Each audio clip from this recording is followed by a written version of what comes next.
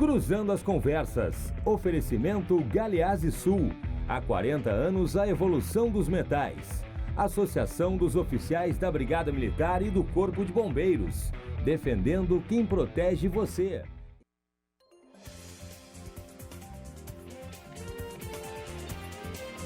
Boa noite, eu sou Guilherme Macalossi e começa aqui na RDC TV mais uma edição do Cruzando as Conversas, do seu programa de análise e debates, sempre a partir das 22 horas, logo após o Dois Toques. Nosso programa pode ser acompanhado através dos canais 24 e 524 da ClaroNet TV e também pelas redes sociais, @RDCTV Digital. Nós estamos em todas as plataformas, no Facebook, no Twitter, no Instagram e no YouTube. Não deixe de participar enviando a sua mensagem. Ela é muito importante. A interatividade já faz parte da nossa filosofia. Então, participe. Não deixe de mandar o seu comentário aqui para o nosso programa através do live stream que já está no ar. O Cruzando as Conversas é um oferecimento da Associação dos Oficiais da Brigada Militar e do Corpo de Bombeiros, defendendo quem protege você. E Galeazzi Sul, há 40 anos, a evolução dos metais. Eu vou começar o programa fazendo um breve comentário sobre a decisão do Dias Toffoli relativa ao Porta dos Fundos. Desde o primeiro momento em que foi concedida a liminar para a retirada do conteúdo produzido pela produtora, eu fiquei pensando como no Brasil ainda o direito à livre expressão é relativo e como, de repente, alguém pode, de acordo com a sua possibilidade de ação, determinar que propriedade intelectual que foi produzida de forma privada seja tirada de circulação. Felizmente não prosperou a liminar, ela acabou caindo, como eu imaginei que acontecesse. É mais uma daquelas aberrações jurídicas que nós estamos acostumados, em virtude de certo provincianismo que infelizmente ainda abunda em nosso país. Vocês devem lembrar das oportunidades em que o WhatsApp foi retirado do ar também, uma ridicularia, um juiz lá de não sei onde, de repente, através do seu poder decisório, prejudica milhões de brasileiros. Da mesma forma que um juiz, um magistrado, determina, prejudicando assinantes, prejudicando pessoas que voluntariamente assistem um programa e que pagam por isso. Pois bem, nós estamos no limiar de uma era em que as decisões judiciais, infelizmente, vão se sobrepondo aos princípios basilares de uma sociedade. E olha, eu não sou fã do Porta dos Fundos, muito pelo contrário. Eu reputo, inclusive, aos autores, aos responsáveis pela produtora, uma incapacidade cognitiva extraordinária. Não gosto do conteúdo deles. Mas eu acredito que eles têm o direito de produzir o conteúdo que acharem mais adequado e os consumidores têm o direito de assistir ou ignorar. Na decisão liminar que foi cassada, o magistrado dizia que estava protegendo a comunidade cristã. Eu não acho que a comunidade cristã precise ser protegida por um magistrado. Ela é plenamente capaz de tomar decisões e de, eventualmente, até mesmo boicotar a produção que foi feita. E o boicote é uma ação de livre e espontânea vontade, não parte de uma vontade pré-estabelecida, de um poder discricionário. São coisas muito distintas. E, felizmente, isso acabou sendo revertido no Supremo Tribunal Federal. Agora, mesmo que a decisão do Dias Toffoli em relação à matéria seja correta, não deixa de ser curioso que o Dias Toffoli seja ele o autor de um inquérito ilegal, que foi criado ad hoc, no qual ele mesmo determinou quem seria o responsável pela ação e, por consequência do seu ato, determinou a censura a veículos de imprensa. Então, é necessário apontar que, apesar de ter se insurgido como um defensor da liberdade de expressão, o que o Dias Toffoli me parece é um monopolista da censura. Né, Dias Toffoli? O senhor não vai rever aí este inquérito ilegal que o senhor instaurou sem nenhum tipo de provocação ou de matéria a ser analisada, sem objetivo, uma excrescência jurídica? As excrescências jurídicas no Brasil, elas vão se avolumando, né? E é triste que o Supremo Tribunal Federal desempenhe um papel tão protagonista nessas questões. Mas, pelo menos, o documentário está de volta para ser assistido e para ser desprezado. Muito bem. Agora, vocês imaginem só, senhores convidados, se cada um dos brasileiros saísse oferecendo processos contra conteúdo audiovisual que eles considerassem eventualmente ofensivo à sua constituição intelectual, à sua constituição religiosa. Nós não íamos ter mais conteúdo nenhum, porque assim, nós estamos sendo assistidos aqui por milhares de pessoas e algumas dessas pessoas podem se ofender com o que nós vamos falar aqui. E daí entram na justiça contra a emissora e mandam tirar o programa do ar. Quer dizer, a ditadura dos ofendidinhos. Não dá para conviver numa sociedade assim. Eu disse, inclusive na internet, que as bases dessa sociedade de liberdades públicas, ela nasceu a partir, inclusive, dos dogmas cristãos. O Tom Woods, ele tem livros publicados. Tom Woods é um historiador muito inteligente, muito prolífico na sua produção intelectual. Ele tem estudos e pesquisas neste campo, mostram a origem da composição atual da civilização e o papel fundamental que o ideário, que os valores católicos exerceram para que nós tivéssemos exatamente esse ambiente de liberdade. Agora, a liberdade, ela traz desafios, inclusive o desafio de a gente ter que conviver com o que a gente considera desprezível. E isso é uma coisa muito complexa de ser devidamente atingida. No programa de hoje, eu tenho o prazer de receber dois queridos amigos aqui para falar sobre o impacto da droga na vida da sociedade. Nós vamos falar de segurança, e se o Estado está sendo assertivo na forma como lida com o problema. Luiz Marcelo Berger, doutor em administração, professor da pós-graduação da FGV e da Unicinos, está de volta aqui ao programa. Berger, bem-vindo, boa noite. Obrigado, Macalossi, sempre um prazer. Obrigado ao colega de mesa aqui e aos ouvintes, aos nossos telespectadores. É sempre um prazer estar aqui nessa bancada. Muito obrigado pelo convite. Berger, que esteve aqui na minha estreia no Cruzado das Conversas. Verdade. No Fórum da Liberdade de 2019. Os cabelos brancos indicam isso. Né? Não. E também quem está aqui de volta é o Juan Saavedra, que é advogado.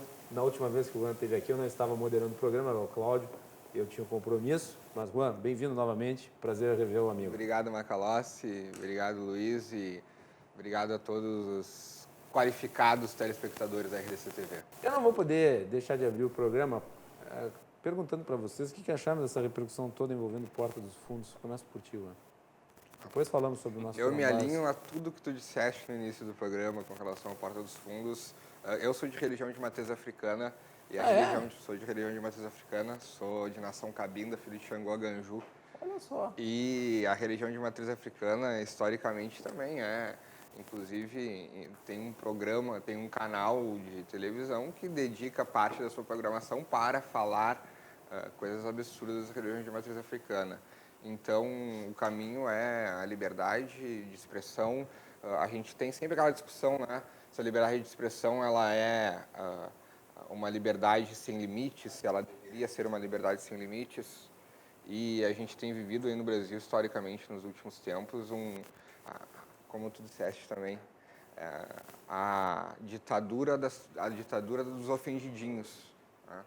Então, a decisão do Toffoli foi absurda e espero que ela seja revista em breve. Então, logo, a própria sociedade tem se mobilizado, tem falado contrária a essa decisão. Eu assisti o documentário do Porta dos Fundos, assisti aos Sério que não tem muita graça também, Não, né? eu também não achei nada demais. E as pessoas que não gostaram e se sentiram ofendidas com o Porta dos Fundos têm a opção de não assinar mais a Netflix e não assistir e pronto. Ou desliga a TV. Com certeza. É isso aí. Viva a liberdade. Viva a liberdade. Perger, tua avaliação desse caso? Não, eu sigo completamente o voto da relatoria nesse. Poxa vida. Não, Unanimidade. Porque eu entendo o seguinte, né? Até ontem eu estava comentando com um querido colega sobre esse assunto. É um assunto bastante explosivo, né? É um assunto sensível, explosivo. E eu consigo entender a perspectiva das pessoas que se sentem atacadas por isso, que a gente, no limite, a gente pode até entender que ali existe um vilipêndio, né? A gente pode até entender isso. Claro. Né? Sim, claro. Mas e até um vilipêndio assim da crença religiosa das pessoas, né? E eu acho que a questão toda ela está sendo resolvida, ela está sendo interpretada no lugar errado, né? Porque e essa é a minha posição pessoal, ou seja, quando ela chega no limite da lei, é porque ela já cristalizou em outras dimensões anteriores que são mais importantes. Por exemplo, eu posso não gostar das práticas de uma determinada religião. Então, se eu tenho minhas travas morais, né, se eu tenho as minhas formas de relacionar com as outras pessoas, eu vou, de uma maneira ou de outra, me abster de fazer qualquer comentário, né? Não vou fazer chacota, não vou fazer nenhuma lorota, não vou tentar parar com determinada prática, porque eu acho que aquilo ali está correto. Mas isso é uma questão de formação das pessoas. E essa destruição moral ela tem sido feita no Brasil nos últimos 20 anos, né? Onde você está fazendo o seguinte, você está excluindo a dimensão humana das pessoas e criando tribos. E todas as tribos estão umas contra as outras, né? E o que acontece quando você tem um conflito generalizado? Você só vai resolver esses conflitos generalizados na justiça. Ou seja, é a última porta, né? Eu, pessoalmente, acho o conteúdo do Porta dos Fundos uma porcaria, vamos usar um termo tecnicamente correto, né? Eu também. Eu não gosto, eu acho muito ruim, eu acho de péssima qualidade, eu acho que eles já foram melhores, né? Eu já assisti sketches deles Lá no início, em outras oportunidades. Eles tinham uma fina ironia que me lembrava muito os melhores momentos, por exemplo, do Seinfeld, que é um sitcom norte-americano maravilhoso dos anos 80, final dos anos 80, 90, né? 90 praticamente, né? Então, e quando chega nesse nível, você já extrapolou a questão fundamental, que é a questão do respeito à liberdade dos outros, uma vez que ele não atinge a tua esfera individual, né? Então, concordo inteiramente com essa história, ou seja, a melhor posição para as pessoas que discordam disso é o boicote, né? Mas jamais, em hipótese nenhuma, você vai proibir. E, infelizmente, eu acho que um dos piores lugares para se discutir isso é justamente no judiciário. Eu acho que o judiciário não tem infelizmente, né, você tem juízes com matizes ideológicos e crenças que são, às vezes, radicalmente incompatíveis com o convívio de divergentes opiniões, e aí desborda numa situação dessas, né? Eu acho que o argumento aquele do juiz de primeiro grau, né, que deferiu a liminar, que concedeu a proibição, é patético, para não dizer outra coisa, é uma coisa ridícula. E aqui está uma pessoa que acha que o programa que foi realizado, ele é realmente muito ruim, ele é agressivo, ele é insolente, mas eles têm o direito de fazer. E se a pessoa não gosta, vai lá e boicota. Imagina só se na época em que o Monty Python fazia sucesso, Meu Deus do céu, esse tipo de ação fosse impetrada na Inglaterra, nós não teríamos alguns dos melhores filmes de comédia da história. O Monty Python, para mim, é o paradigma disso aí, sabe? É o paradigma. Claro, não, pelo amor de Deus, Deus me livre de comparar Porta dos Fundos com o Monty Python. Mas é que o Monty Python tinha uma postura assim de vamos falar de tudo e de todos. Mas Macalossi é uma régua. Você está entendendo? Você pega a régua mais elevada e a partir daquilo ali você vai trazendo as outras, né? Você está entendendo? Jamais vai se comparar com aquela ironia fina do humor inglês maravilhoso, que eles inclusive faziam ironias, né? Quem até se os telespectadores não viram, até se recomenda que vejam A Vida de Brian. A Vida de Brian, ela trata de um tema bíblico, mas nem se aproxima dessa agressividade, dessa agressão gratuita, eu diria até insolente, que o Porta dos Fundos fez contra a crença das pessoas. Mas não é por isso que eu vou me obrigar a proibir, né? Isso aí. Só um ponto final sobre essa polêmica aí. Como diria o Voltaire, né? O segredo de aborrecer é dizer tudo, né? Vocês imaginam só se esse juiz Abicail, magistrado aí que determinou a suspensão do conteúdo, ele fosse francês e resolvesse decidir na época em que os terroristas, os fanáticos, resolveram adentrar na redação do Charlie Hebdo e... Lembram disso, né? Eles entraram na redação do Charlie Hebdo e passaram fogo em todo mundo, mataram todo mundo. Se a decisão fosse tomada na França, sabe o que ele diria? Vamos acalmar os ânimos e vamos mandar tirar de circulação o Charlie Hebdo. É isso. Muito bem. Em 2019, mudando de assunto, a Receita Federal bateu o recorde de apreensão de drogas. Foram mais de 60 toneladas. Em Guarulhos, as autoridades apreenderam 2 toneladas de drogas em 2019. Dos 315 presos ali, 148 brasileiros. Em 2019, a Receita Federal, que fiscaliza o comércio exterior, bateu o recorde de apreensões em todo o país. Os auditores impediram que quase 64 toneladas de drogas saíssem do Brasil. Desse total, 57 toneladas eram de cocaína, que é a droga mais consumida no mundo. De 2018 para 2019, o crescimento das apreensões foi de quase 82%. 5 anos atrás, em 2015, a Receita Federal apreendeu apenas 2,5 toneladas de cocaína. Mas, como é sabido, é pelo mar que os traficantes tentam mandar as suas maiores remessas. Só no Porto de Santos, em São Paulo, a Receita apreendeu 27 toneladas de cocaína em 2019. Tinha droga até no meio da carga de café. No fundo falso de container e até dentro de uma retroescavadeira. Senhores, está aí então, né? 60 toneladas em 2019. Não dá para se dizer que é pouco, é uma quantidade absurda. Como é que vocês têm visto o trabalho aí de combate ao tráfico de droga? Inegavelmente, de 2018 para 2019, houve uma queda nos indicadores de violência. E foi generalizada.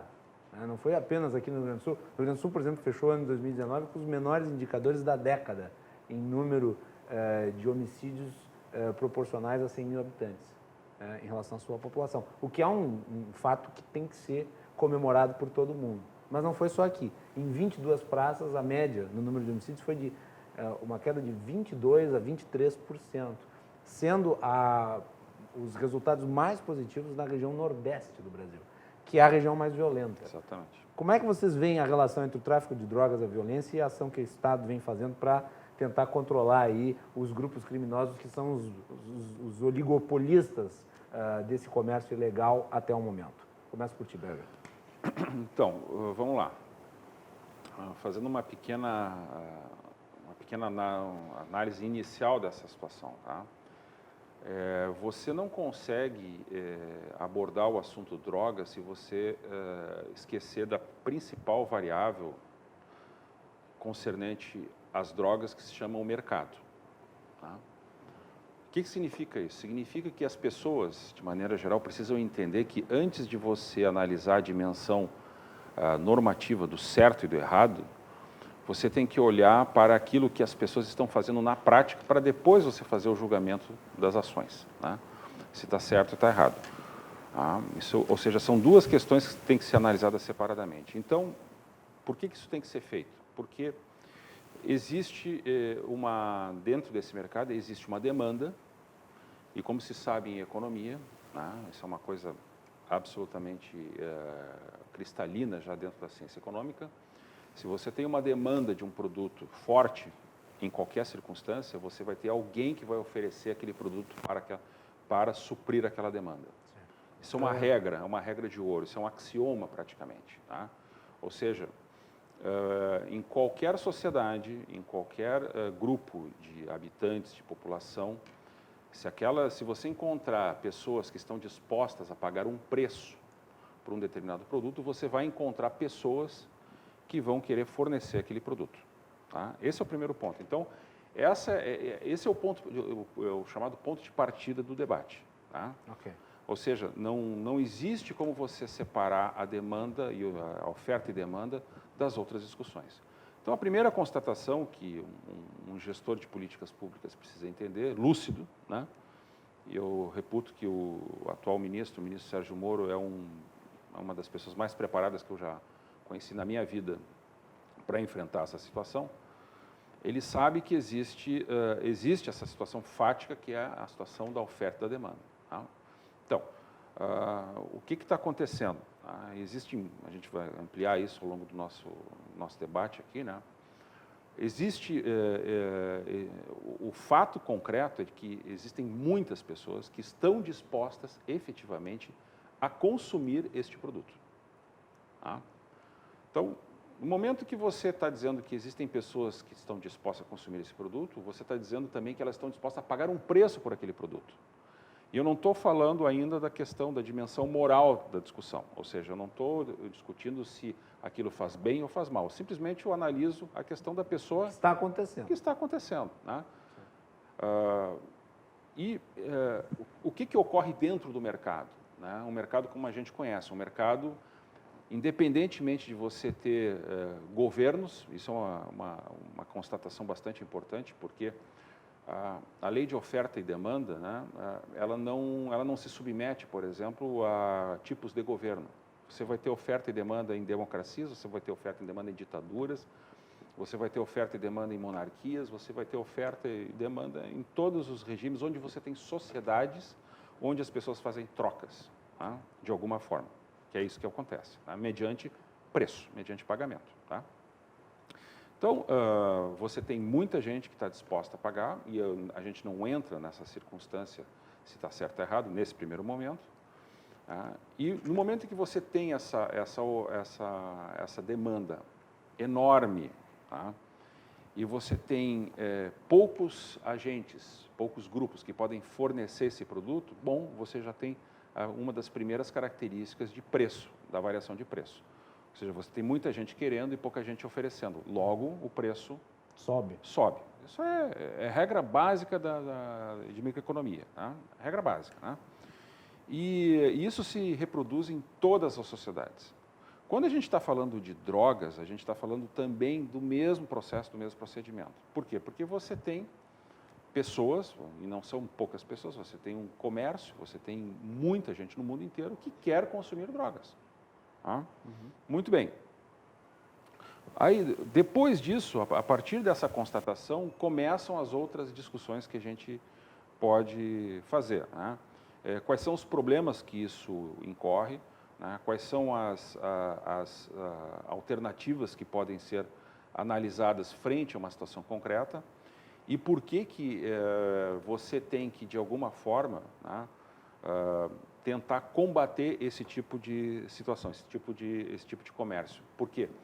Porque, na verdade, não é apenas, e essa é uma questão importante do ponto de vista agora de um conceito bastante conhecido dentro da ciência econômica, que se chama externalidade.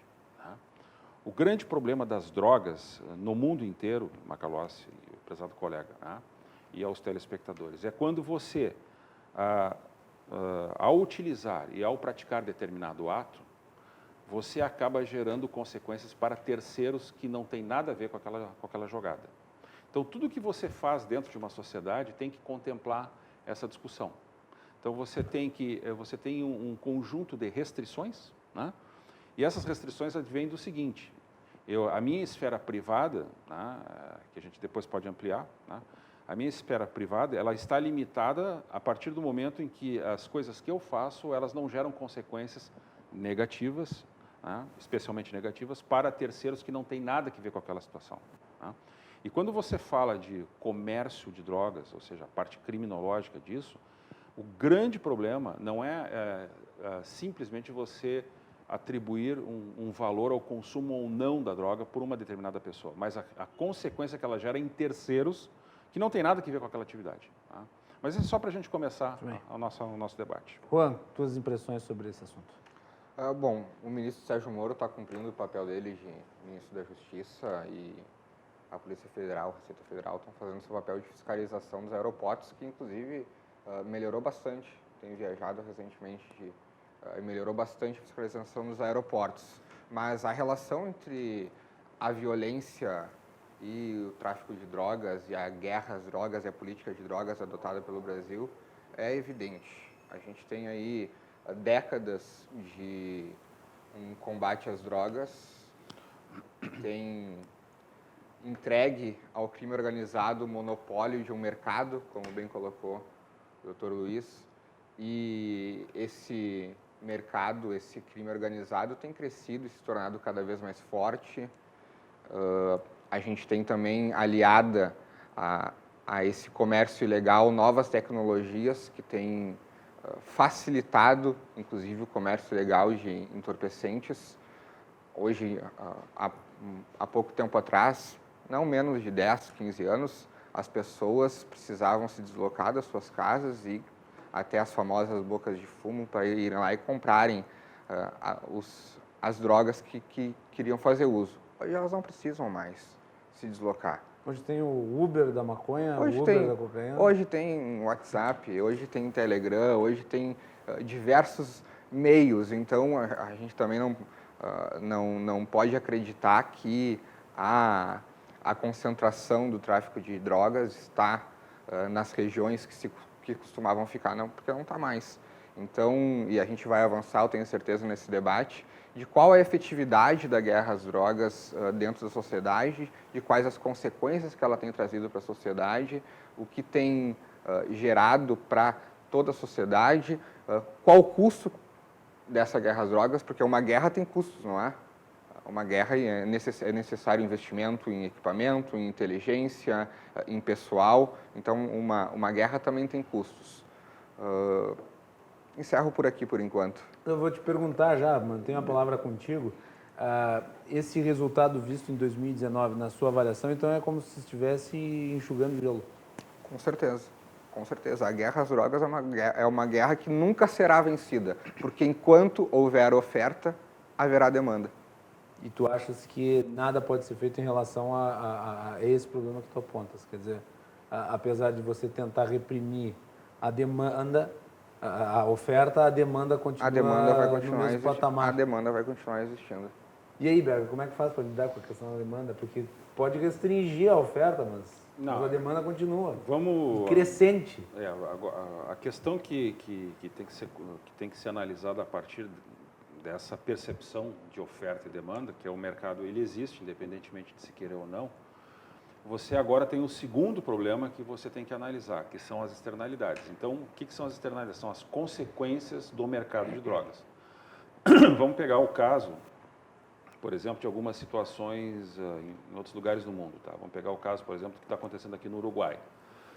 O Uruguai, até antes do senhor Mujica, né, de triste memória, né, que é uma pessoa que tem por trás daquele seu véu de velhinho simpático, tem a história de um terrorista, né, que, enfim, que teve todas as participações em grupos de extrema esquerda no Uruguai, né. Ele veio com essa proposta, né, de legalizar ou de produzir, né, maconha publicamente, né, pelo poder público no Uruguai. A maconha estatal. A maconha estatal. E uma das coisas que a gente sabe desde o início de qualquer curso de microeconomia é que as pessoas, elas não são necessariamente boas nem más, elas são simplesmente pessoas. Então você não pode, né, pelo valor de face, como se gosta de dizer, né, dizer se aquela pessoa vai ser uma pessoa ruim, um psicopata, né, vão ser pelas ações delas, né? Então, elas são pessoas. E as pessoas... O Lombroso estava errado. O Lombroso estava completamente errado, ele foi desmentido, felizmente, na própria época ele estava vivo ainda, né? Ele lamentável... Bom, enfim, né, ele tentou encontrar um caminho lá, né, para tentar identificar o bandido, né?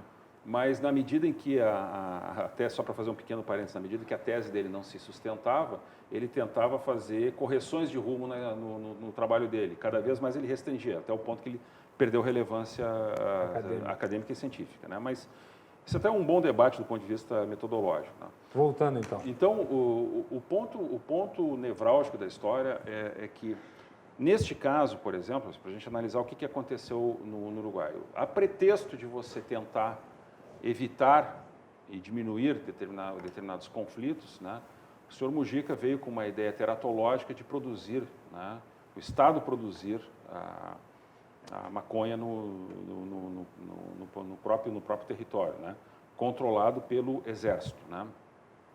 Surpreendentemente, né, para quem não conhece a teoria, para quem não conhece a literatura, os crimes no Uruguai explodiram. Ou seja, hoje você tem uma disparada absurda nos crimes no Uruguai por conta de fenômenos que era previsível que fossem acontecer. Porque, na verdade, o senhor Mujica e as pessoas que pensaram nessa ideia absurda, né, eles achavam que no momento que você produz, né, e tem um valor fixo e você começa a distribuir para as pessoas de forma subsidiada, vamos dizer assim, né, um determinado produto, você vai reduzir a quantidade de crimes por conta daquele produto que está sendo oferecido pelo Estado. Não está sendo mais oferecido pelo agente delituoso, mas sim por um agente controlador institucional. Vamos lá. Qual foi o grande problema, Macalossi? Tem uma questão moral aí, né? Quer dizer que o Estado financiar os vícios alheios. Não é esse o problema. Eu também quero que o Estado financie a minha cervejinha. Mas nós não chegamos lá ainda. É ridículo. É ridículo, mas antes de chegar nessa questão do certo e do errado, vamos analisar de novo o comportamento das pessoas. Tá? O comportamento das pessoas, isso também é microeconomia 101, como se gosta de dizer em inglês, né? Essa microeconomia básica, as pessoas são movidas a incentivos. Se você tem grupos que produzem um determinado produto e elas veem o seu mercado reduzido e elas têm que competir com outros mercados por conta de preço, é óbvio, né, que se você colocar um outro competidor, você vai ter que disputar espaço com aquele competidor. Né? E o que aconteceu? Os outros produtores, a gente não está nem discutindo a questão da qualidade da droga, que é um outro problema, o problema de você saber o que você está consumindo, que esse é um dos grandes problemas do consumo de drogas, você não saber o que está acontecendo com o teu organismo e quais são as consequências daquilo que vai ser ingerido. Isso é um outro desastre que a gente pode falar depois. Tá? O problema é que, quando entrou essa produção maciça de maconha, o que aconteceu? Aqueles grupos criminosos que detinham uma facilidade enorme de produzir e de entregar o produto ilícito para a população, para os consumidores, eles viram agora um novo competidor. Então, agora eles tinham que competir pelo mercado. Então, você tem grupos, né, cartéis ou monopolistas, né, que estão disputando o mesmo mercado por conta de preço, porque ele diminuiu. Então, o que acontece quando você tem uma competição ferrenha, né, uma competição violenta, quando parte daqueles consumidores foi atraído para um outro fornecedor? Você vai disputar espaço naquele lugar específico. E aí começam as agressões, começa a violência, porque você está disputando espaço. Né? Porque todos eles estão movidos a incentivos.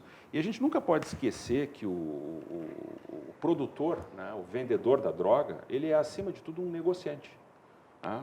Ou seja, o negócio dele é obter, ele não faz nenhuma avaliação moral das consequências daquilo que ele está fazendo. Ele simplesmente quer o lucro obtido a partir do comércio que ele está fazendo. Tá?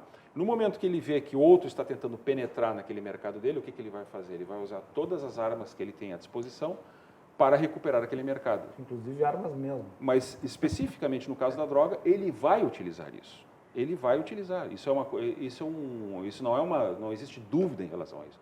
Tá? Então, isso é uma maneira de você desmentir a questão do fornecimento aberto da droga como uma maneira de você reduzir a violência. Isso não vai acontecer. Isso não aconteceu no Uruguai, isso não aconteceu em outras praças, isso não aconteceu, por exemplo, na Holanda. A Holanda agora, e não vai acontecer no Brasil, porque nós temos os problemas de fronteiras, nós temos problemas de cercamento de locais, de monitoramento. Você tem várias variáveis que você tem que controlar ao mesmo tempo. Então, quando você analisa esse tipo de situação, o único erro que você não pode cometer é tentar simplificar a discussão. Porque você tem um conjunto imenso de variáveis que você tem que colocar na mesa para tentar resolver o problema. Bom, o caso do Uruguai foi o primeiro país, né, a legalizar as drogas no mundo. Não sei se foram todas ou foi só maconha? Só maconha. Foi só Então maconha. foi a legalização Da maconha, foi a legalização da maconha. Irrestritamente, não. Né? Foi a legalização da maconha, o Uruguai adotou o modelo das farmácias, adotou o modelo dos clubes, adotou o modelo do plantio. Mas o Uruguai também tem um histórico não muito antigo de ditadura militar, em que a população ainda hoje tem receios e medos com relação ao Uruguai, ao poder público no Uruguai. E um dos requisitos da legislação uruguaia é de que todas as pessoas que forem comprar nas farmácias ou forem se associar a clubes ou forem fazer o plantio para consumo próprio, tenham que se registrar e dizer para o governo que eu estou comprando, eu sou usuário e vou. E muitas pessoas não querem isso. As pessoas não querem dizer para o governo que elas não confiam, por um histórico recente, de que elas são usuárias e de que elas fazem o uso de maconha. O que isso causou? A continuidade de um mercado ilegal para as pessoas que não querem comprar no comércio legal. Eu não tenho dados aqui, eu sei que depois, 5 anos depois, o índice de homicídios no Uruguai chegou aos 2 dígitos, algo que foi histórico, mas eu também tenho receio de afirmar que a questão da legalização das drogas em todo o mundo não resolveu o problema da violência. Até porque seria simplista demais a gente achar que a legalização, a descriminalização ou qualquer mudança na política de drogas resolveria o problema da segurança pública em qualquer país do mundo, porque isso não vai acontecer. A Holanda, as pessoas, sempre que a gente fala em drogas, a Holanda é sempre lembrada como o país liberal em que tudo é permitido. A maconha, ela não é legalizada na Holanda. Ela não é legal na Holanda.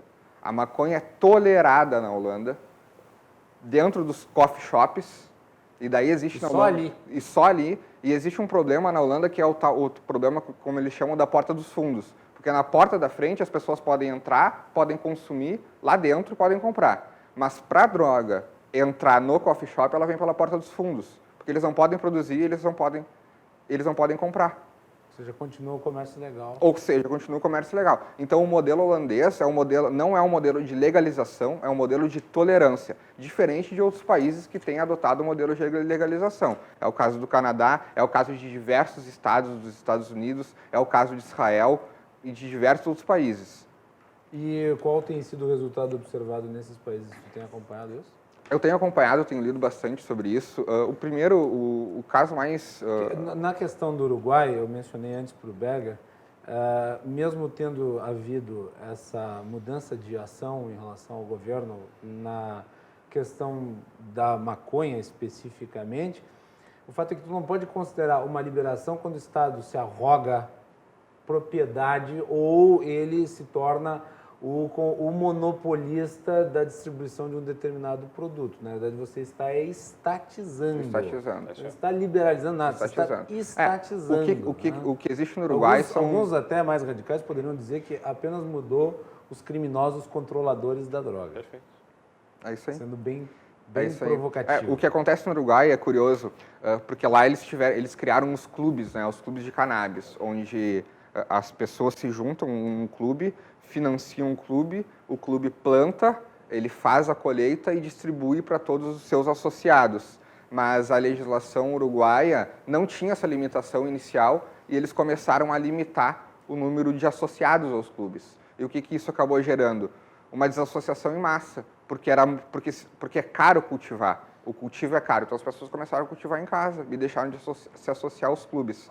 O caso do Colorado, e tem estudos que inclusive embasaram a legalização das drogas, a legalização da maconha no Canadá, de que a legalização no estado do Colorado, que teve um plebiscito há alguns anos atrás, 67% da população decidiu e escolheu pela legalização, não aumentou o consumo de maconha nos jovens e não houve aumento nos índices de criminalidade, se mantiveram estáticos, apesar de não ter acabado com o mercado legal.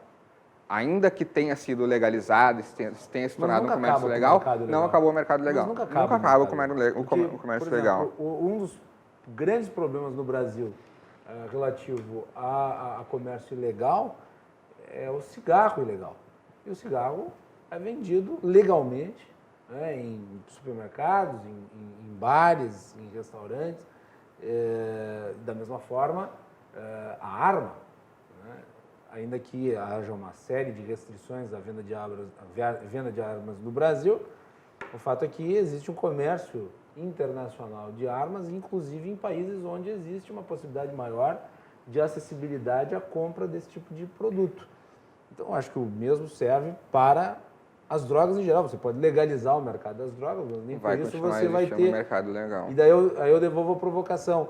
Se o objetivo é resolver, por que nós criaríamos um problema a mais, que seria toda uma legislação, ou se criaria todo um apanágio de fiscalização relativo às drogas para manter o crime organizado intocado, já que ele permaneceria monopolista do comércio ilegal? Juan, te devolvo essa provocação. E devo dizer, eu não tenho opinião formada sobre legalização das drogas.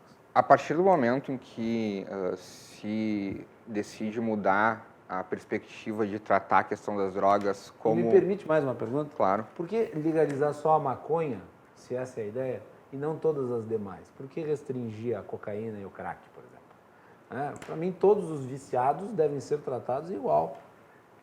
O viciado em maconha tem o mesmo direito que o viciado em crack. Cada um opta pelo que vai consumir. A filosofia do Libera Geral é esse para mim. Não adianta, não, só maconha. Só maconha. Porque a maconha deixa a pessoa assim, um pouquinho de boa, não sei o quê, tá? Tranquilo. Agora, o sujeito vai lá e se enche de crack, queima o cérebro todo e tudo que tem dentro da cabeça. Bom, ele também tem direito de consumir, partindo do pressuposto de que as pessoas são livres para fazer o que quiserem. Vai lá, Juan. Agora eu te deixo falar sem interrupção. Bom, a partir do momento que um Estado adota a intenção de mudar a perspectiva de política pública para tratar da questão das drogas, não apenas como uma questão de segurança, mas também como uma questão sanitária, de saúde pública, e opta pela legalização de um mercado até então ilegal, ele, evidentemente, enfraquece o mercado ilegal. O mercado ilegal não vai deixar de existir, mas o mercado ilegal, evidentemente, é enfraquecido.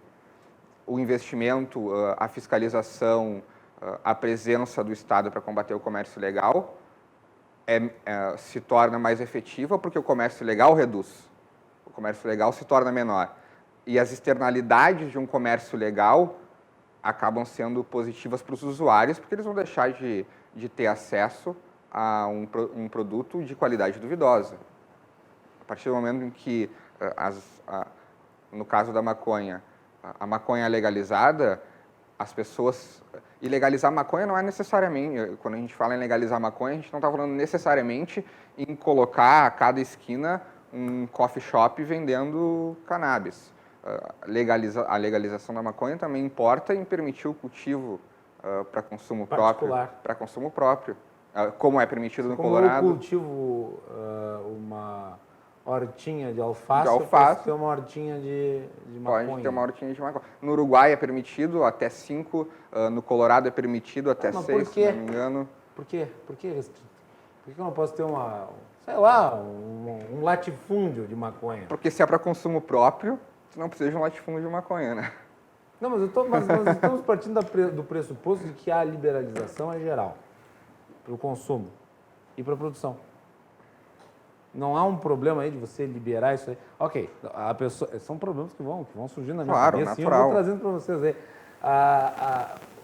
Isso não permitiria que o tráfico de drogas tivesse uma porrada de laranjas aí para produzir legalmente e eles faturarem em cima e manter o comércio legal? Não sei, é uma pergunta que eu faço. Não consegui captar. Um comércio, os traficantes terem laranjas para... Sim, laranjas no comércio legal para financiarem o comércio ilegal. Acontece, não acontece? Acontece no comércio, né?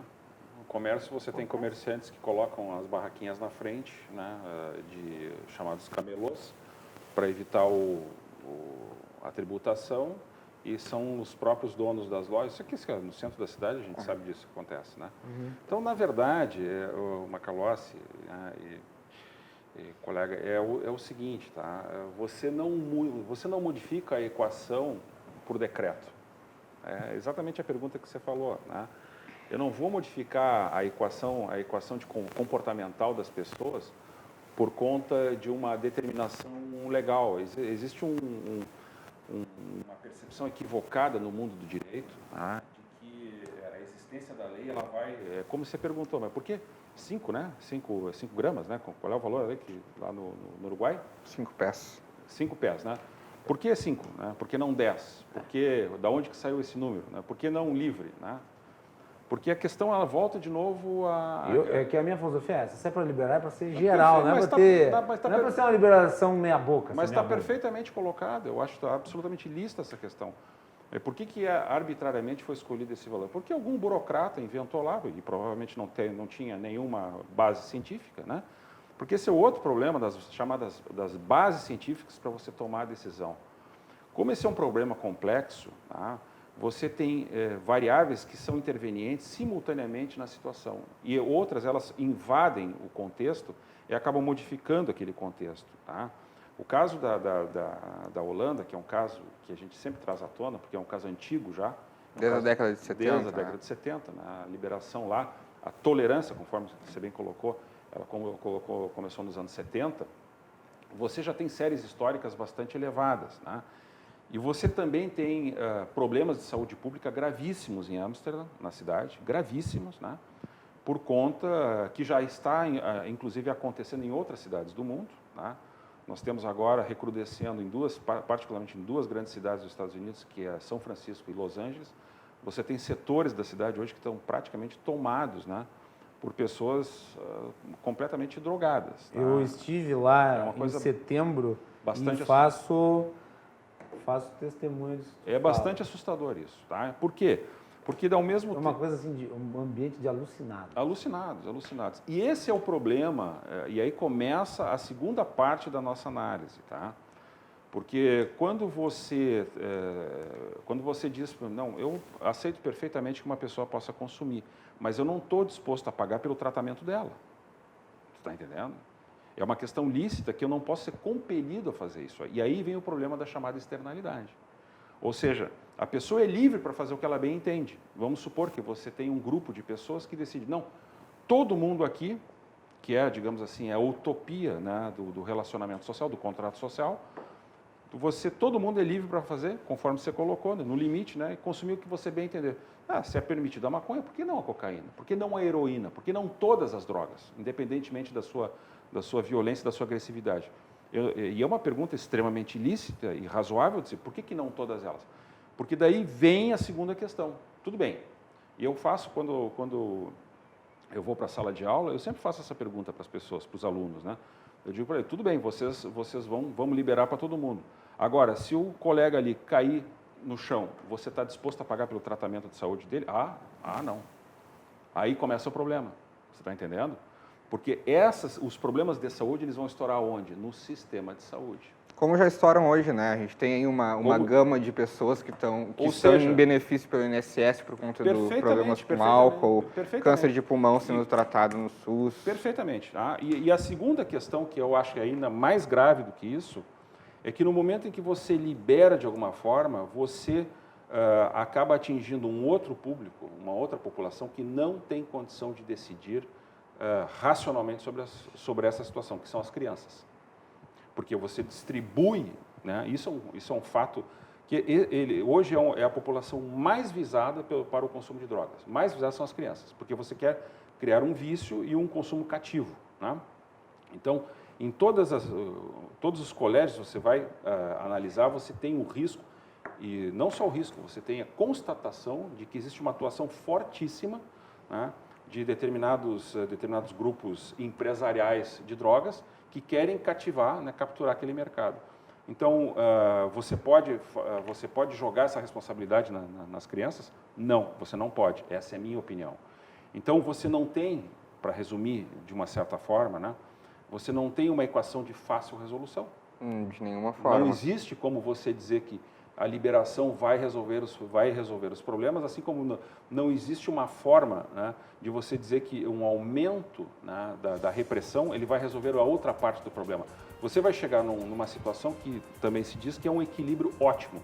um ponto de equilíbrio onde você vai tentar minimizar, e aí vem a variável mais importante, Macaló, que são custo social. Bem, vamos fazer intervalo e nós voltamos na sequência. Eu vou voltar aqui para entrar dentro dessa temática que o Juan trouxe sobre o efeito de outros produtos que são consumidos legalmente e que têm impacto na sociedade. Talvez a bebida seja o mais candente, né? E ela é muitas vezes comparada com a droga. Eu acho que nós temos que fazer esse paralelo também. Vamos falar sobre isso na volta. Você é convidado a nos acompanhar. Fiquem conosco, Cruzando as Conversas volta depois do intervalo. Vou querer mais água. Sim, eu vou buscar.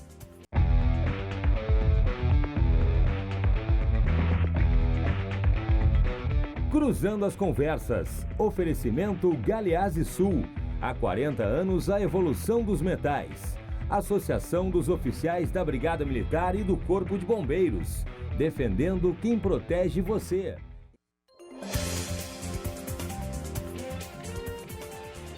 De volta aqui na RDC TV com Cruzando as Conversas. No programa de hoje estamos analisando o impacto social das drogas e como o Estado tem lidado com a questão. Nosso programa é um oferecimento da Associação dos Oficiais da Brigada Militar e do Corpo de Bombeiros, defendendo quem protege você.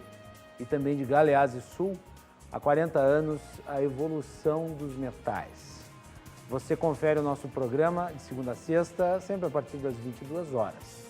Nos canais 24 e 524 da Claro Net TV e pelo @RDCTV Digital nas mais variadas plataformas, no Facebook, no Twitter, no Instagram e no YouTube. Não deixe de assistir também as edições anteriores que estão, né, nos nossos canais e de mandar o seu comentário através do live stream. Na edição de hoje do programa eu tenho os meus amigos Luiz Marcelo Berger e Juan Saavedra falando sobre este assunto que eu já anunciei aqui, que é a questão do impacto social das drogas. Vamos voltar aqui para o segundo bloco. Juan, tu falaste aí sobre o custo que outros produtos que são vendidos no mercado têm e acabam sendo depois tratados através do sistema de saúde que é público, né, o SUS.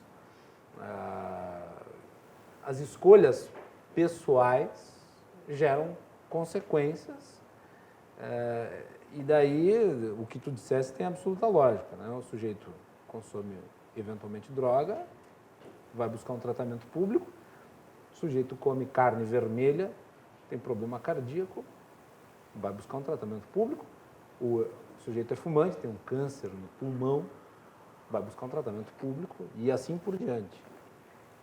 Fala um pouco sobre isso e vamos falar, claro, sobre a comparação que se faz também com outros produtos que são de consumo livre, apesar de haver um regramento sobre esse consumo, que é a própria bebida alcoólica, né, que mais costumeiramente é comparada com as drogas. Vai lá, Juan, começa por ti. Bom, em primeiro lugar, falando especificamente do álcool, a gente tem aí na história do proibicionismo mundial o caso famoso da lei seca nos Estados Unidos, né, no início da década de 90, do século 20, 1917, por aí, foi logo após a Primeira Guerra Mundial, que os Estados Unidos, por uma pressão social, uma pressão cívica, adotou para si a política da lei seca. Isso durou muito pouco tempo, diferente do combate às drogas entorpecentes, o proibicionismo do álcool durou muito tempo. A indústria, a sociedade naquela época fizeram muita força para que isso fosse vir a acabar. Mas o que a gente traz de exemplo e de lição da época do proibicionismo do álcool é de que, primeiro, sempre haverá demanda, então haverá oferta, e se tem oferta, alguém vai oferecer, ainda que à margem da lei. E, bom, aí surgiram diversos mafiosos históricos dos Estados Unidos, como Al Capone, que viveu e se financiou por meio do mercado ilegal de álcool. Inclusive, existiam políticos que, na época, estavam envolvidos com o proibicionismo, que, para a sociedade, eram proibicionistas, mas eram produtores de cerveja, eram produtores de álcool. E na época, os produtores de cerveja, porque teve um período em que o bebidas de pouco teor alcoólico eram toleradas. O vinho chegou a ser tolerado em determinado momento e a cerveja, na época, não era tida como uma bebida de pouco teor alcoólico, não era tida como uma bebida leve. Os produtores de cerveja, na época, faziam muita força para mostrar para a sociedade que a cerveja era diferente dos destilados e que ela tinha um potencial menor que as outras bebidas. Quer dizer que a cerveja foi a maconha da época. A cerveja foi a maconha na época. A cerveja não era popular, né? Ela não tinha se popularizado ainda, e os produtores de cerveja faziam muita força para mostrar, bom, se o vinho é tolerado, também toleremos a cerveja.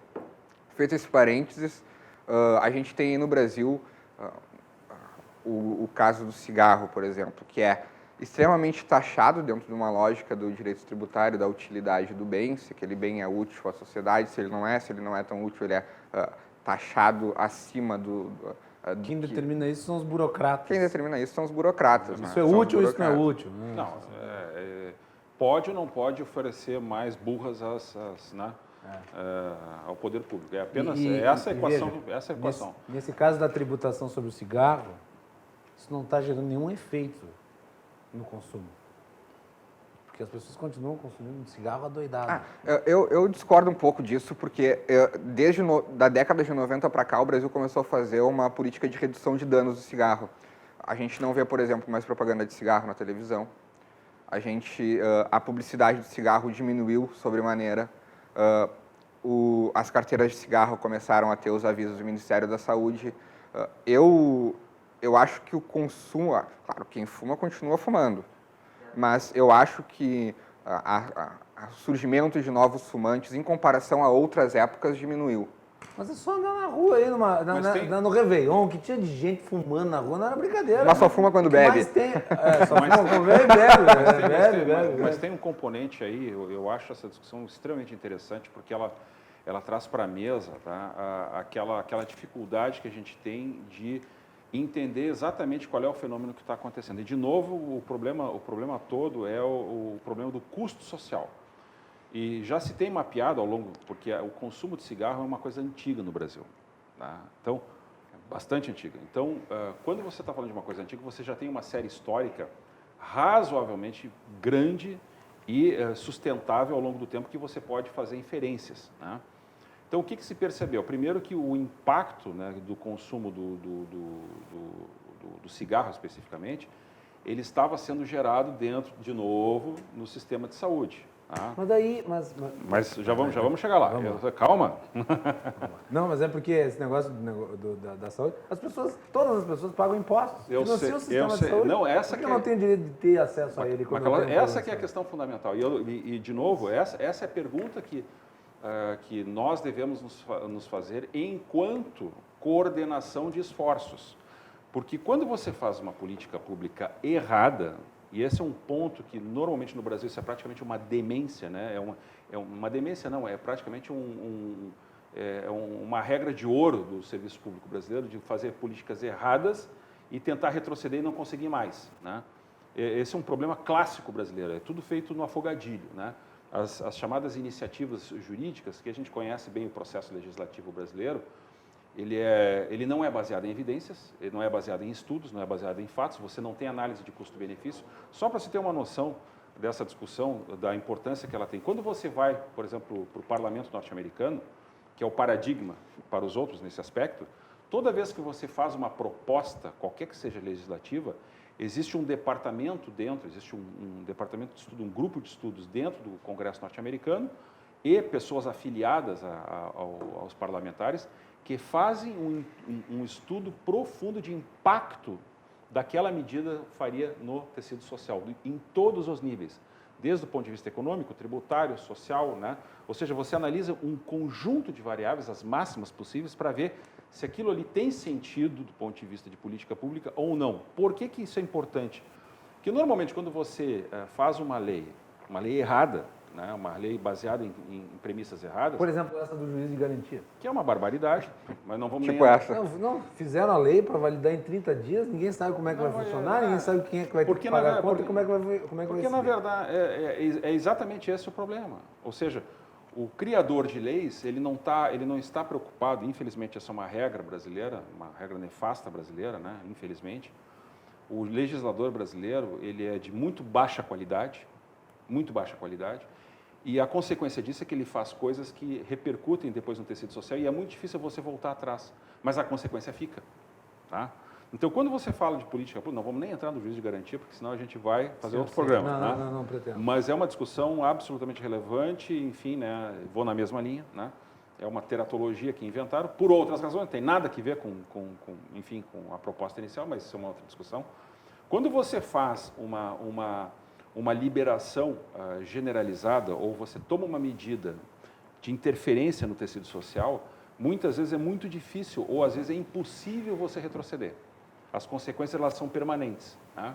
E outra coisa que tem que ser levada em consideração nas políticas públicas é o tamanho do dano que você está gerando.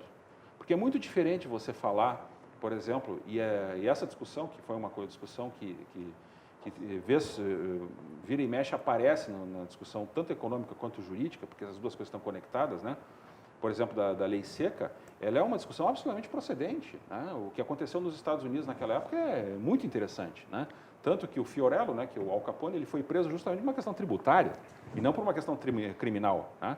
Mas todo o problema lá ele foi gerado por quê? Porque você tinha uma demanda absurda por parte do público e de produtores, evidentemente, por conta do lucro obtido por conta desse comércio, e ao mesmo tempo você tinha uma discussão de caráter moral, né, que dizia que aquele problema deveria ser restringido. E uma questão interessante a respeito dessa questão moral, que a gente poderia trazer para o nosso caso aqui da questão do fumo, é que nos últimos, talvez 10, 15 anos...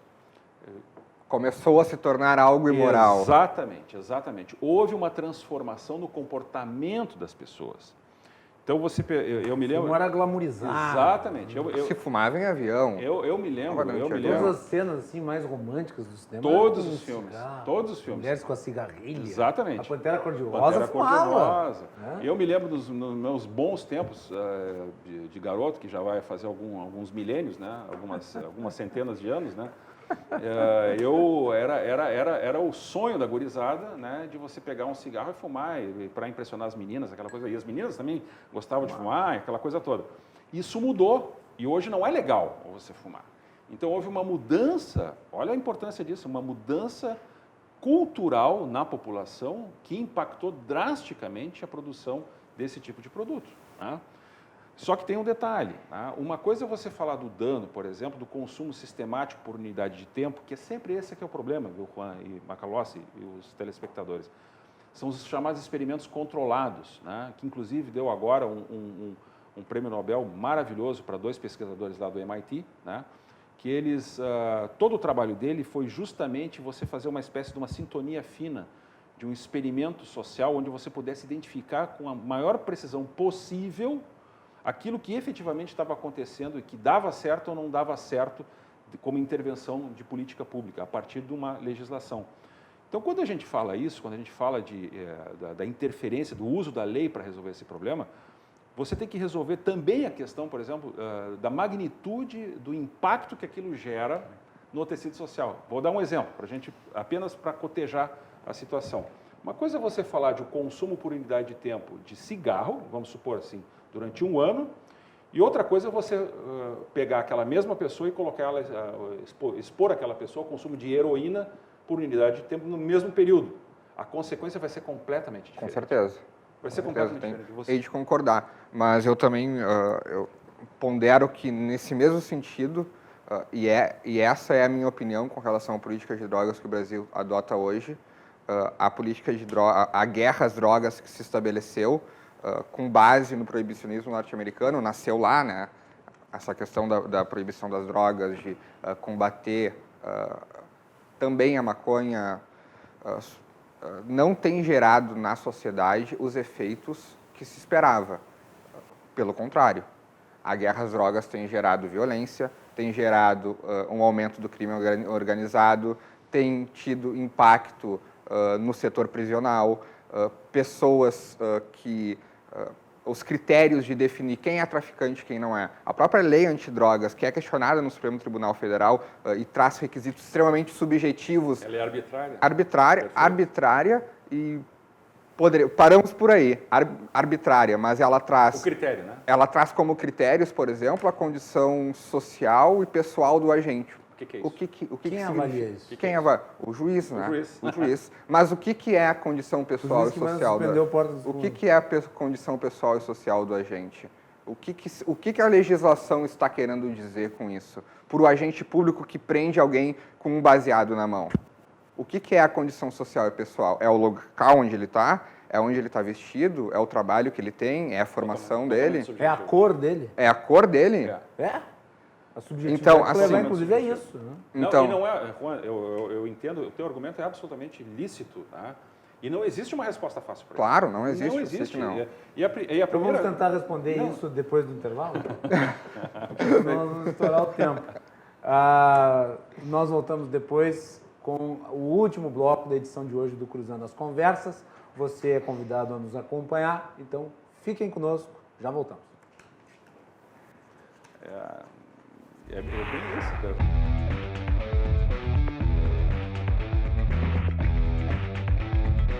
Cruzando as Conversas. Oferecimento Galeazzi Sul. Há 40 anos, a evolução dos metais. Associação dos Oficiais da Brigada Militar e do Corpo de Bombeiros. Defendendo quem protege você. Muito bem, último bloco do Cruzando as Conversas. Estou aqui com o Luiz Marcelo Berger e o Juan Saavedra, falando sobre o impacto social das drogas e como o Estado tem lidado com essa questão. Você nos acompanha pelos canais 24 e 524 da NET, também pelas redes sociais, @RDCTV Digital. O nosso programa é um oferecimento da Associação dos Oficiais da Brigada Militar e do Corpo de Bombeiros, defendendo quem protege você. E Galeazzi Sul, há 40 anos, a evolução dos metais. Último bloco, falamos do Supremo aí, e aí eu vou entrar num ponto aqui que eu acho importante, que é novamente a interferência do judiciário na questão. Nós podemos ser contra, podemos ser a favor, podemos argumentar sobre qual que é a melhor política, mas isso é papel, na minha avaliação, do Legislativo. E, novamente, o Supremo Tribunal Federal está querendo capturar as atenções e tirando as atribuições dos outros poderes para ser um protagonista na questão. O poder não deveria ser protagonista de coisa nenhuma. Não é a arena errada para discutir isso? Com certeza. Assim, o que está sendo questionado hoje no Tribunal Federal... De repente, o juiz vai lá, o ministro vai lá e determina quantas gramas. Espera aí. É possível, né? É possível que a Não, decisão com certeza é o que vai acontecer. Não é possível, é provável. É provável que essa... Assim, essa é a tradição. Mas o judiciário, ele tem se intrometido historicamente, tem feito um ativismo judicial, principalmente o neoconstitucionalismo, aquela ideia de que... Tudo é constitucional. Né? Mas, assim, o STF foi questionado, ok, é o papel dele, ele não se arrogou, ele foi questionado sobre um determinado ponto específico da lei antidrogas. É inconstitucional ou não é inconstitucional de acordo com o princípio da igualdade? Afinal de contas, tu está separando as pessoas e dizendo se elas são usuárias ou traficantes de acordo com condições pessoais, sociais. Isso não é correto. Eu pelo menos, não acho que isso seja correto. Para mim, isso fere o princípio da igualdade. Então, o STF tem a obrigação de dizer, não, esse ponto da lei antidrogas é inconstitucional. Mas a arena para discutir, então, quais vão ser os critérios para definir, é o legislativo. É evidente que é o legislativo. Ele não pode simplesmente dizer assim, não, isso aqui é inconstitucional, é isso aqui que tem que ser, e nós vamos introduzir por decisão. É o parlamento. Quais são os parâmetros? É o parlamento. É uma piada. É o parlamento. O judiciário legislando. É o parlamento. O que eu vejo na linha do que o Juan está comentando... Tá, e assim vai ser em relação à questão do aborto. Todas elas. Quer dizer, o aborto... E outra coisa, o legislativo, nós podemos concordar ou discordar da conduta do legislativo, mas o Legislativo consegue entender a sociedade com muito mais facilidade do que os outros poderes. O Legislativo sabe o que a sociedade pensa a respeito das questões. O problema, Macalossi, e aí o Juan provavelmente vai nessa mesma linha, o que você tem hoje, já abstraindo um pouco a discussão da própria droga, que vai desaguar lá no Supremo, inevitavelmente, né? E a gente já praticamente pode antecipar a decisão deles, que vai ser ruim, né? Vai ser tarifária, porque essa é a tradição do Supremo. E a gente não pode esquecer que nós temos um Supremo ruim, né? Essa versão atual do Supremo é provavelmente a pior versão, a pior composição da história do Supremo Tribunal Federal, mas por larga margem. Nós temos pessoas lá que não deveriam estar no Supremo Tribunal Federal, mas estão lá, né? Por conta de um processo político. E a consequência disso, né, é que você saiu da esfera jurídica, né, que é aquela que deveria balizar, baseado naquilo que o Legislativo, né, está querendo trazer, porque esse é o processo, né? E você entra na esfera das crenças políticas pessoais e você atrai para a discussão crenças políticas pessoais dentro dos votos, o que é uma barbaridade. E é o que está acontecendo hoje no judiciário de maneira geral. O Juan bem lembrou aqui que hoje você tem o chamado neoconstitucionalismo, que é uma verdadeira barbaridade, que hoje atrai praticamente todos, desde o primeiro grau até os tribunais, chegando no STJ e chegando no Supremo, para fazer ilações, né, a respeito de conexões possíveis com a Constituição, quando não existe isso. E você esquece o próprio texto da lei, o que eles fazem? Que é uma barbaridade. O que eles fazem? Eles utilizam a aplicação dos princípios. Sim, né? Tem princípio para qualquer coisa. Exato. E os princípios, o que são os princípios? São coisas assim meio como nuvens, né? Estão no ar. Um desses que eu até gosto bastante de fazer referência, né, que hoje praticamente tudo de alguma forma tem um reflexo do princípio da dignidade humana.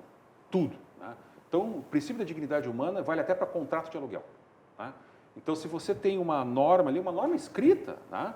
A gente poderia falar em outros momentos, em outra oportunidade, falar do que representa você mexer, você criar essa incerteza, essa barbaridade que é criada dentro do judiciário, para os agentes econômicos, para as pessoas de maneira geral, porque você não tem estabilidade. A insegurança jurídica. A insegurança jurídica absurda, né? Que vai desaguar no Supremo. Não, e é importante dizer o seguinte, independente da posição que se tem aqui na mesa, como indivíduos em relação a essa matéria, o fato é que nós estamos numa democracia. A democracia é o regime representativo, as pessoas votam, né? Os parlamentares vão lá e, através do poder que lhe é conferido... Só deixa eu fazer uma pequena referência, Macalossi, que eu acho que é importante, assim, só para pontuar isso, né, que foi lembrado.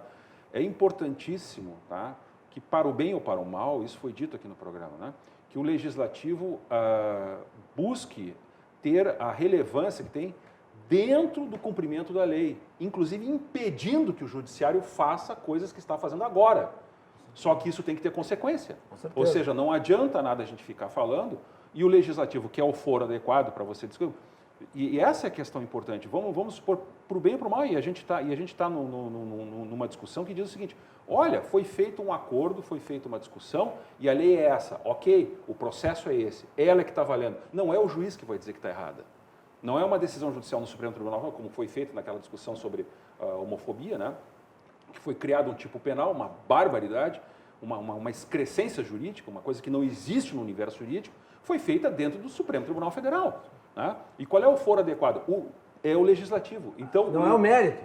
Não é o mérito. É a forma. É a arena, o lugar, a casa. O Legislativo é o foro para botar um basta nessa situação. E ele precisa atuar rapidamente. Né? Porque essa proeminência indevida que está acontecendo em certas circunstâncias, né, ela tende a piorar. Porque se a pessoa percebe que ela não sofre consequência nenhuma do seu ato, ela vai continuar, e é o que está acontecendo, especialmente nas cortes superiores. No caso, eu estava mencionando aqui que nós estamos vivendo num regime democrático e as pessoas votam nos seus representantes, formando no Congresso, de alguma maneira, claro que existem distorções do sistema, mas formando no Congresso, nas câmaras de vereadores, nas assembleias legislativas, um eco da própria composição da sociedade. Para o bem e para o mal. Para o bem e para o mal. Então, vamos lá. Se nós fizermos uma pesquisa hoje, eu não sei como é que está o resultado da outra, mas eu acredito que, no mínimo, vai ser dividido 50-50 a questão de liberação. Né? Não sei, Com eu uma ainda tendência acho que a sociedade ainda é contrária. a maioria ainda é contrária. Ok, então vamos partir do pressuposto Imagina. que eu até acredito, que eu não tenho um número aqui de cabeça, nem olhei, mas eu acredito que realmente seja. Eu estava baseando assim numa perspectiva mais justa, já que não tem informação precisa, 50-50. Mas ok, então assumimos aí que a maioria da sociedade seja contra. A maioria da sociedade votou num Congresso que provavelmente, né, nas suas decisões, vai, né, digamos... Não permitir que avance uma discussão a respeito de discriminação. Isso, olha, você pode ser contrário, você pode ser a favor, mas isso é legítimo. É isso aí. Esse é o Agora, processo. não pode o Supremo Tribunal Federal, achando que tem a luz, querer dar uma lição à sociedade, sendo que o Supremo não foi eleito, o Supremo foi nomeado pelo Executivo. É esse o problema. E eu acho que, infelizmente, nós estamos aí com uma preponderância que é perigosa por parte do Supremo nas mais variadas questões. E daí sempre acontece o seguinte, né? Quando o Supremo decide de acordo com o meu posicionamento, então, que bom, o Supremo é progressista, o Supremo está fazendo avançar uma pauta que o Congresso se recusa a deliberar. Um absurdo. E daí, quando o Supremo decide contrário à tua vontade, não, esse Supremo é reacionário. Né? O problema é o Supremo decidindo. Mas esse é o problema da politização da jurisdição. Ela não poderia ser assim. É exatamente esse o problema. Você não pode politizar uma coisa que é jurídica, que foi decidida onde? No foro adequado, que é o legislativo. Então, para resolver esse problema, o legislativo precisa tomar uma iniciativa. É a politização da justiça e a judicialização da política. Exatamente isso. Perfeito, exatamente perfeito. isso. Exatamente isso. E eu já disse aqui várias vezes, né, que muitas vezes, inclusive, o legislativo contribui para isso. Mas, claro. Quando traz o judiciário, né, para, de alguma maneira, reformar decisões de plenário. Isso está acontecendo nesse momento, tu está entendendo? Ou seja, você tem hoje, por exemplo, vamos pegar só para exemplificar um caso que para mim foi o exemplo típico dessa invasão de jurisdição, essa invasão de habilidades, né? Essa questão do DPVAT. Né? Sim. Essa questão que a gente não precisa nem chegar na discussão sobre as drogas. Ela vai acabar chegando nisso por reflexo, porque vai acabar sendo politizada no Supremo Tribunal Federal. O Supremo determina até qual valor tem que se pagar de DPVAT? Agora veja-se o absurdo de uma decisão que é de esfera absoluta. Isso está dentro da Constituição. Isso é de alçada exclusiva do Poder Executivo. Aí vem o presidente do Supremo num ato de fanfarronice, a gente pode chamar isso, né? Uma criancice, que a gente pode dizer, eu não gostei do meu pirulito, então eu vou trocar pelo novo pirulito. E vai lá e que reverteu o próprio processo, criando de novo, né, uma absurda insegurança jurídica. Você imagina o que você está transmitindo para as pessoas que estão querendo regularizar agora, que você está esperando que uma decisão de uma pessoa iluminada do Supremo vai refletir na sua vida privada. Quer dizer, é uma coisa inadmissível do ponto de vista de estabilidade institucional. E isso só pode ser resolvido no foro adequado, que é legislativo. E tem que botar um fim nisso aí. Juan, depois que tu falar, encerramos. Rapidinho então. Instituições. O Brasil precisa fortalecer suas instituições, respeitar mais as suas leis. Eu sou um defensor de uma federação de verdade, não uma federação que a gente tem hoje no Brasil, inclusive para a questão das drogas. Como é a americana. Como é a americana, né? Cada estado decidindo de acordo com cada estado decidindo de acordo com a sua realidade. A minha posição com relação a... Mas não vai acontecer, né, Juan? Não vai acontecer. A mudança na federação é difícil, né? Infelizmente... Eu partilho do anseio. Do teu anseio, mas não vai acontecer. Mas assim, a minha posição com relação à política de drogas é que ela é muito mais maléfica à sociedade do que benéfica. Historicamente, a proibição ela gerou inclusive a potencialização da droga. Milton Friedman dizia que se não fosse pela proibição, talvez nós não tivéssemos o crack hoje na nossa sociedade, uma consequência do proibicionismo. Eu acredito que hoje a gente começa a debater no Brasil, e parabéns mais uma vez pela RDC por trazer esse tema para debate, sobre descriminalização, legalização, possibilidade de isso vir a acontecer. E eu acredito que daqui a alguns anos, no foro adequado, que é o legislativo, nós vamos discutir qual o modelo de legalização que nós vamos adotar. E para finalizar, eu trago uma frase bem conhecida que diz que eu defendo que casais gays possam proteger seus filhos adotivos ou por barriga de aluguel, suas propriedades, suas plantações de maconha com suas armas. É um resumo bem bem digamos, ilustrativo aí da filosofia liberal. O Brasil precisa de uma segunda emenda, né? Tudo bem. Pô, muito obrigado por ter vindo. Obrigado, Macalossi, pelo convite, sempre um prazer. E já disse aqui da última vez que eu não estava, a audiência da RDC TV é extremamente qualificada. Parabéns para vocês. Isso quem possibilita são os convidados que prestigiam o programa com a sua presença. Meu caro Berger, obrigado por ter vindo também. Eu prazer recebê-lo novamente. Espero que volte outras vezes. Se Deus quiser, muito obrigado. É um prazer, foi uma bela discussão. Obrigado ao Juan e aos telespectadores. Doutor.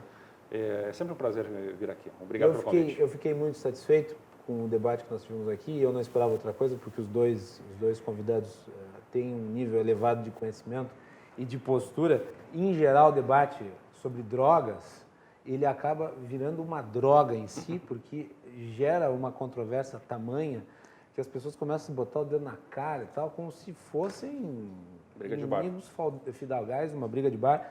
E aqui, apesar de haver, talvez, um posicionamento diferente, nós conseguimos construir um diálogo que é importante e a sociedade precisa disso, né, para enfrentar essas questões polêmicas.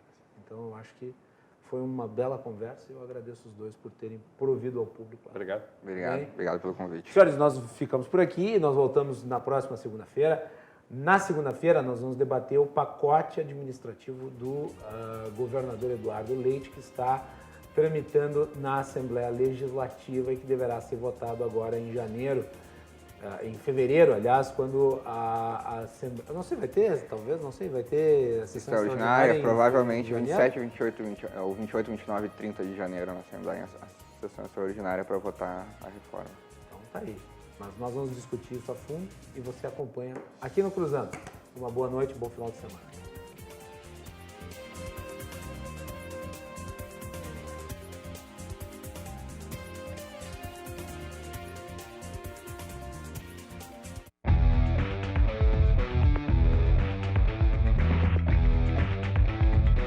Cruzando as conversas. Oferecimento Galeazzi Sul.